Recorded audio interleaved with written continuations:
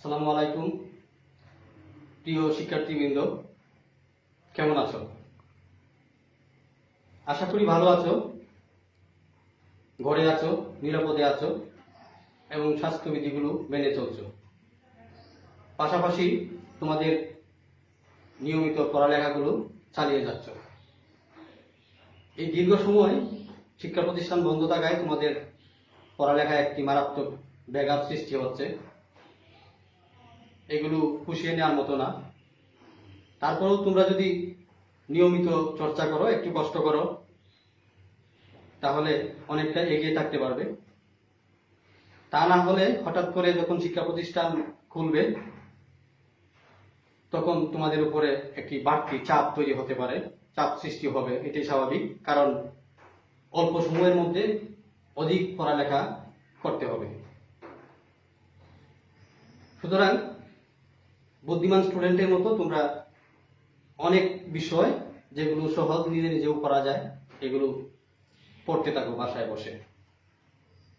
আর কিছুটা তোমাদের সাহায্যের জন্য প্রফেসর কামালউদ্দিন চৌধুরী কলেজ অনেকগুলো পদক্ষেপ নিয়েছে। তার মধ্যে অনলাইনে ক্লাস নেওয়ার ব্যবস্থা। আমার প্রথম ক্লাসে প্রফেসর কামালউদ্দিন চৌধুরী কলেজের পক্ষ থেকে তোমাদের সবাইকে শুভেচ্ছা।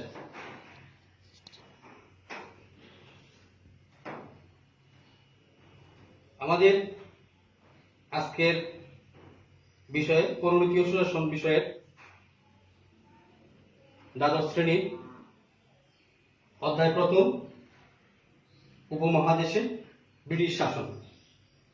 অধ্যায়টি অত্যন্ত গুরুত্বপূর্ণ একাদশ দ্বাদশ শ্রেণীর জন্য এবং অনার্স রাষ্ট্রবিজ্ঞান দ্বিতীয় বর্ষের স্টুডেন্টদের জন্য অনেক বেশি গুরুত্বপূর্ণ। আমি যাদের একটি ক্লাস করাই ব্রিটিশ ভারতের রাজনৈতিক ও সাংবিধানিক বিষয়, সাংবিধানিক উন্নয়ন, এই সাবজেক্টে। সুতরাং আশা করি সবাই দেখে নিবে।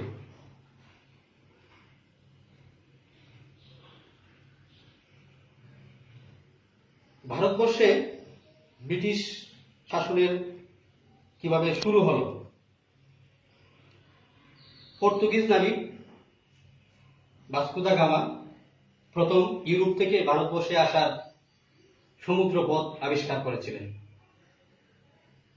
আর এরই মাধ্যমে ইউরোপের সাথে ভারতবর্ষের বাণিজ্যিক সম্পর্ক স্থাপিত হয়। ইউরোপের বাজারে ভারতবর্ষে উৎপাদিত বিভিন্ন পণ্য সামগ্রীর মারাত্মক চাহিদা ছিল, সেজন্য ইউরোপীয়রা ভারতবর্ষে বাণিজ্য করতে আসছিল। প্রথম আগমন করেছিল ইউরোপীয়দের মধ্যে পর্তুগিজ জাতি। ইউরোপীয়দের মধ্যে প্রথম আগমন করেছিল পর্তুগিজ জাতি।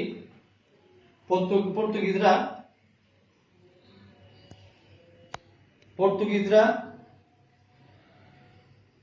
100 বছর এই উপমহাদেশে একচেটিয়া বাণিজ্য বিস্তার করেছিল। এরপরে আসে ডাচ বা ওলন্দাজরা, তারপরে আসে ফরাসিরা এবং তার উপরে আসে ইংরেজরা। কিন্তু সব শেষে এসেও ইংরেজরা এই উপমহাদেশে সবচেয়ে বেশি প্রভাব বিস্তার করেছিল।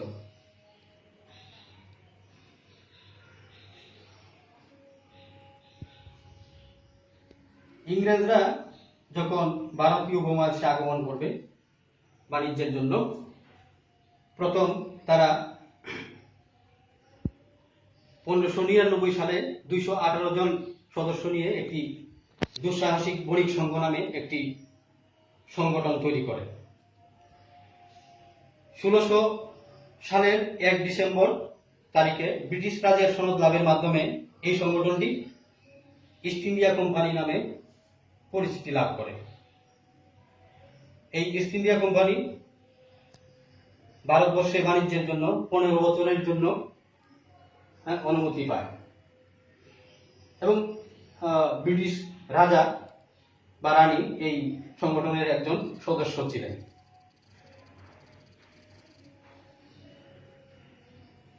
ইস্ট ইন্ডিয়া কোম্পানি যখন ভারতবর্ষে আগমন করে তখন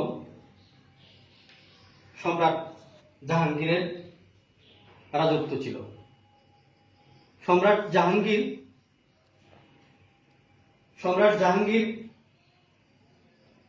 1612 সালে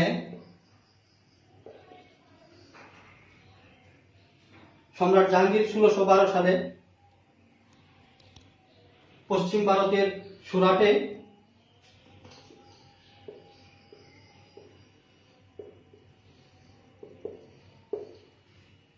প্রথম কুটির স্থাপনের অনুমতি দিয়েছিলেন। সম্রাট জাহাঙ্গীর 1612 সালে পশ্চিম ভারতের সুরাটে প্রথম বাণিজ্য কুটির স্থাপনের অনুমতি দেন। তারপর 1633 সালে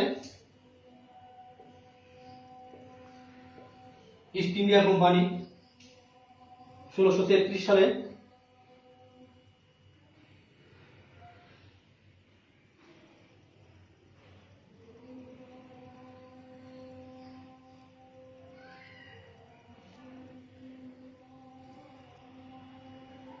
ইস্ট ইন্ডিয়া কোম্পানি 1633 সালে উড়িষ্যা উপকূলে পৌঁছে সেখানে দুটি কুটির স্থাপন করে বালেশ্বর এবং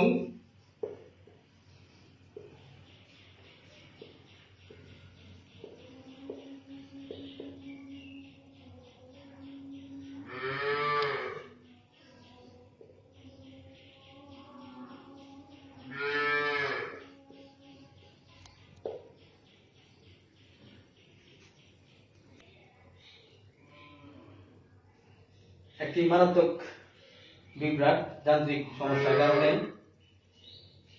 ক্লাসটি ঠিক আগের মতো কন্টিনিউ করতে পারতেছি না, এই জন্য দুঃখিত।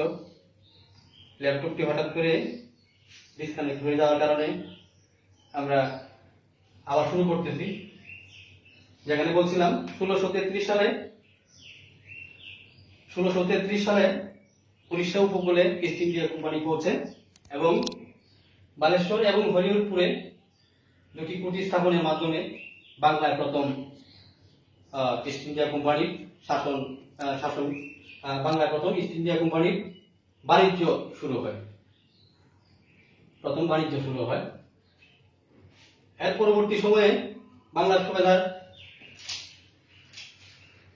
শাহ সুজার কাছ থেকে ইস্ট ইন্ডিয়া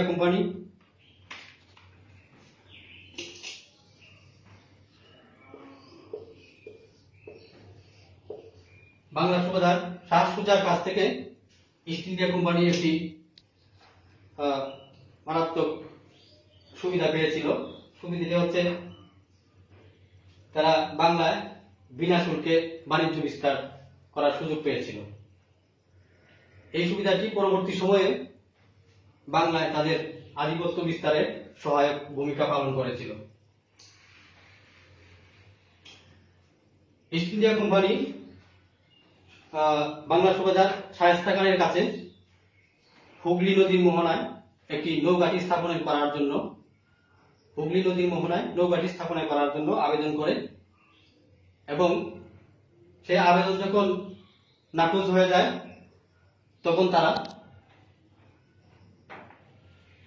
তখন তারা হুগলি, বালেশ্বর এবং হিজলি মুঘল দুর্গ আক্রমণ করে। এটা হচ্ছে 1683 সালে ইস্ট ইন্ডিয়া কোম্পানি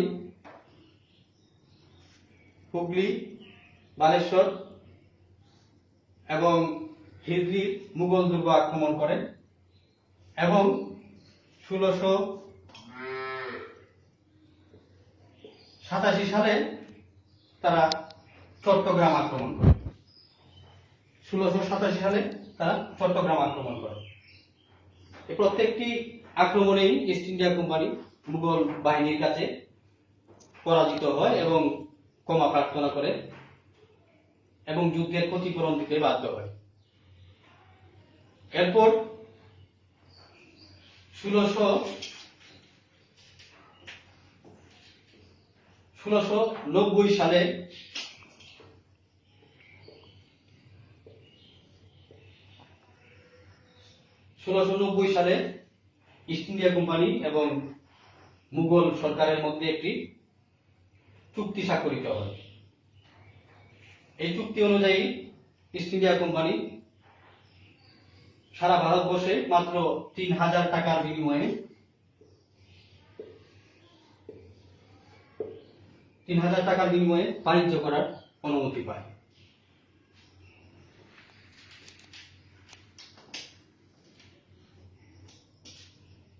বাংলা সুবাদার আজিমউদ্দিনের শাসনামলে ইস্ট ইন্ডিয়া কোম্পানি 3টি গ্রাম কিনে নিয়েছিল।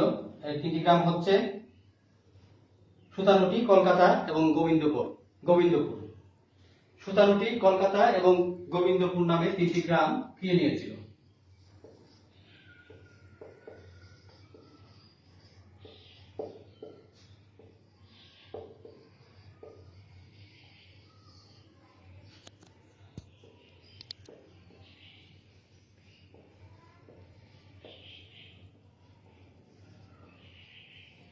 সুতানুটি, কলকাতা এবং গোবিন্দপুর নামে 3টি গ্রাম কিনে নিয়েছিল। পরবর্তী সময়ে কোম্পানির কর্মকর্তা জব চার্নক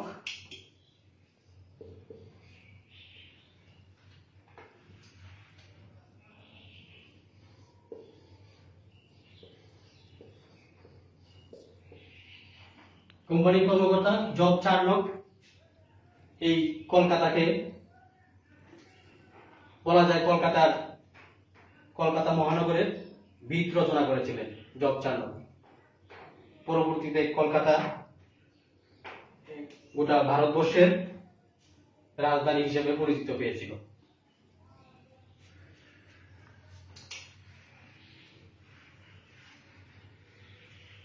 ষোলশো 96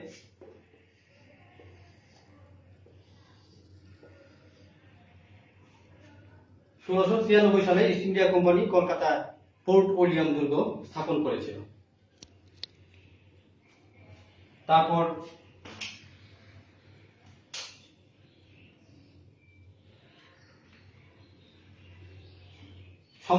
মুঘল সম্রাট ফররুখ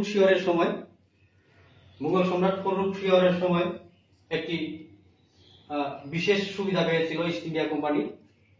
মুঘল সম্রাট ফররুখ সিয়র একটি দুরারোগ্য ব্যাধিতে আক্রান্ত হয়েছিলেন।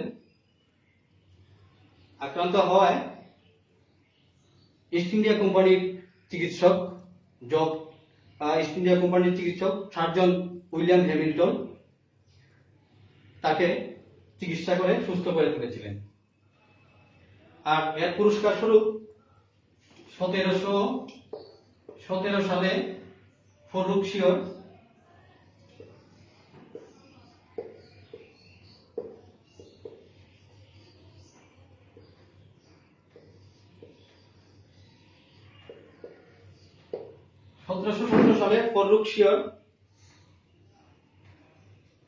একটি ফরমান জারি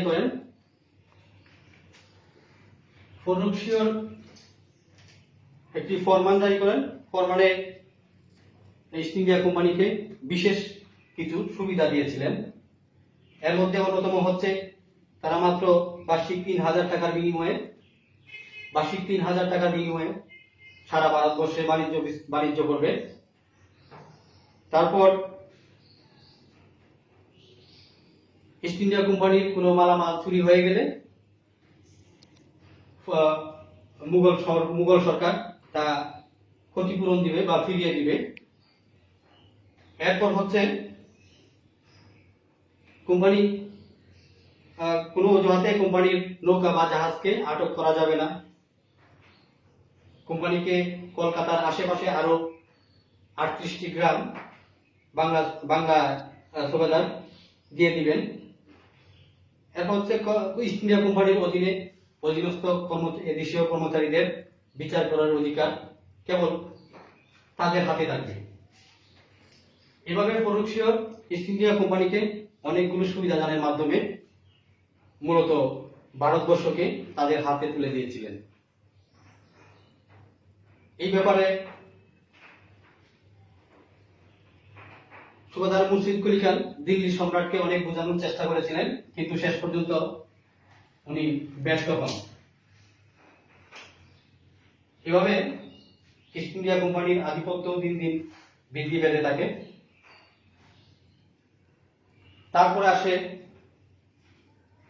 তারপরে আমরা এখন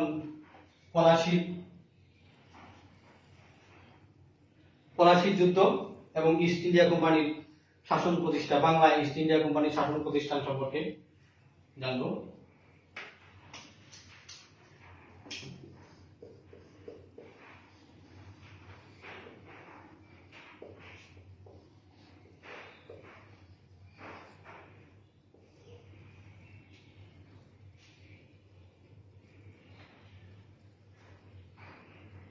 বাংলা বিহার এবং উড়িষ্যা নিয়ে বাংলা অঞ্চল ছিল। এই অঞ্চলের কার্যত স্বাধীন নবাব ছিলেন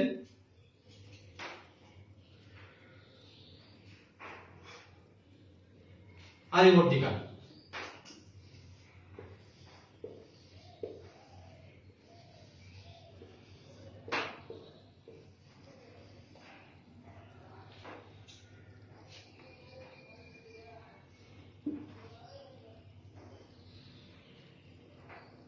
বাংলা বিহার এবং উড়িষ্যা নিয়ে গঠিত বাংলা অঞ্চলের স্বাধীন নবাব ছিলেন আলীবর্দী খান। আলীবর্দী খানের কোনো পুত্র সন্তান ছিল না, যার ফলে ওনার বৃদ্ধ অবস্থায় উত্তরাধিকার নিয়ে রাজপ্রাসাদে বিভিন্ন সমস্যা সৃষ্টি হয়েছিল, কিন্তু উনি তার কনিষ্ঠ কন্যার পুত্র নবাব সিরাজউদ্দৌলাকে উত্তরাধিকার হিসেবে মনোনীত করেন। ফলে অন্যান্য দাবিদাররা, যারা অন্যান্য আত্মীয়দের মধ্যে একটি ক্ষোভ তৈরি হয়। 1756 সালে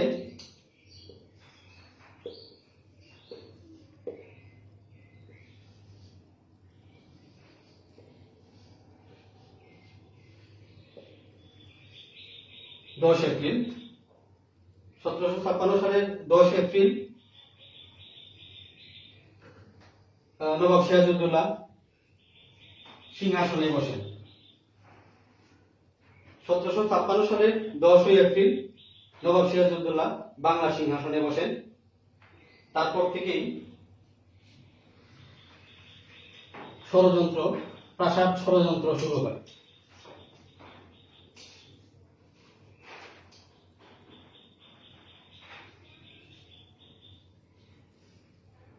সিরাজউদ্দৌলার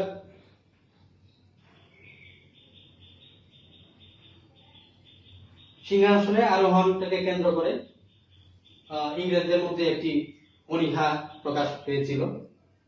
প্রচলিত রীতি অনুযায়ী নবাবকে উপঢৌকন দিয়ে তাকে শুভেচ্ছা জানানো থেকে তারা বিরত থাকে এবং তার প্রতি অবহেলা প্রকাশ করে। এই অবস্থায় তারা কলকাতায় দুর্গ নির্মাণ শুরু করে। নবাবের বিরোধিতা সত্ত্বেও কলকাতায় তারা দুর্গ নির্মাণ করে এবং তারা কলকাতায় আধিপত্য বিস্তারের চেষ্টা করে।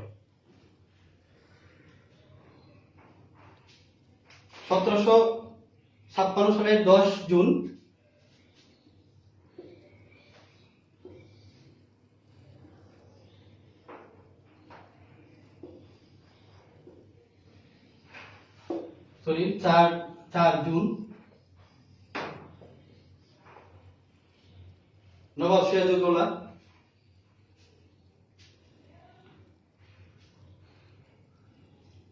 ইংরেজদের কাশিম বাজারে দুর্গ আক্রমণ করে এবং দখল করে। পরবর্তী সময়ে 1756 সালের 20 জুন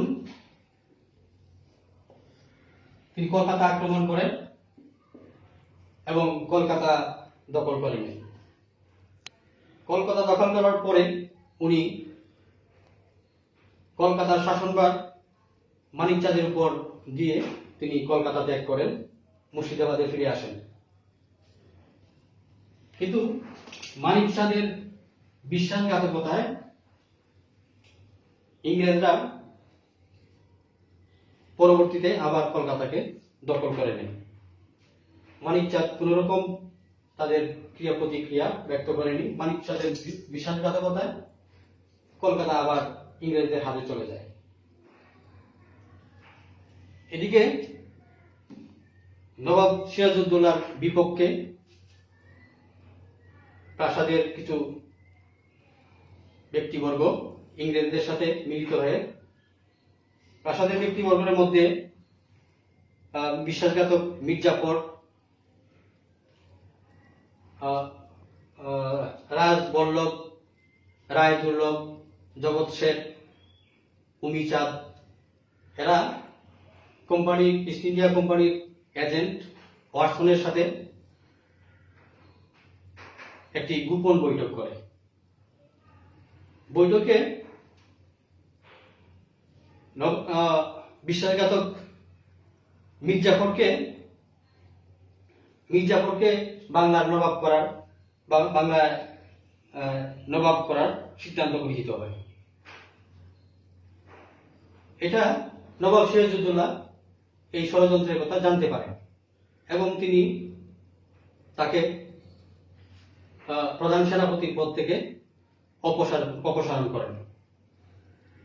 কিন্তু পরবর্তী সময়ে আবার কিছু ব্যক্তির সুপারিশে, যেমন জগৎ শেঠ, রায়দুর্লভ, রাজবল্লভ, উমিচাঁদ, গসেটি বেগম, এদের পরামর্শে, এদের অনুরোধে আবার তাকে কোরআন শরীফ স্পর্শ করানোর মাধ্যমে আবার প্রধান সেনাপতির পদে প্রতিষ্ঠিত করেন। এটাই ছিল নবাব সিরাজউদ্দৌলার পতনের সবচেয়ে বড় কারণ। কারণ উনি ছিলেন একজন তরুণ নবাব, ওনার অভিজ্ঞতা ছিল সীমিত, তিনি বুঝতে পারেন নাই এই মির্জাফরের চক্রান্তের গভীরতাটা কতটুকু ছিল। পরবর্তী সময়ে ইংরেজ ইস্ট ইন্ডিয়া কোম্পানি তাদের পরিকল্পনা মোতাবেক মুর্শিদাবাদের দিকে